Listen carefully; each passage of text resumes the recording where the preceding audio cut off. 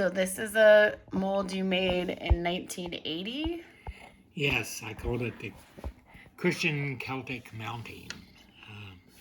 It's an edition of 5. I can't remember whether I've made all 5 of them or not.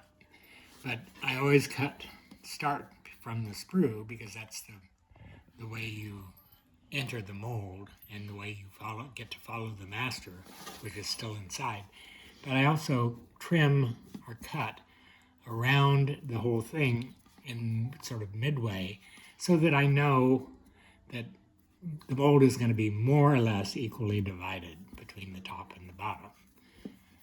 So then coming back here, I build the keys into it by cutting a divot on one side, which makes an outie on the other side to fit into it, and key the mold together.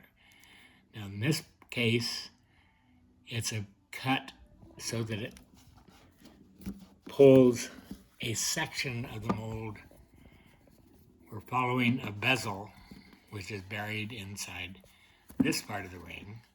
So that had to be cut open to release it from the inside of the bezel. And then the ring is a solid back interior. And it's kind of a spiral cut. Will you flex again? Well, yeah, this is actually cut all the way around to follow the bezel, which is buried inside here. And so when you pull it out of there, then you're slowly taking your blade and cutting in a spiral. But not too far because I don't want to cut all the way through there. And then so this then one, the other piece becomes like a clasp around that piece that contains the bezel. And one question, are these sort of lightning bolts, are those like vents? Or is it just for it to flex? This is for flexing mostly. Okay. Because these cuts here are, and then they're talked as a rule. And there are cuts in there to relieve and to vent because you're shooting wax into a very, very thin piece that becomes the bezel.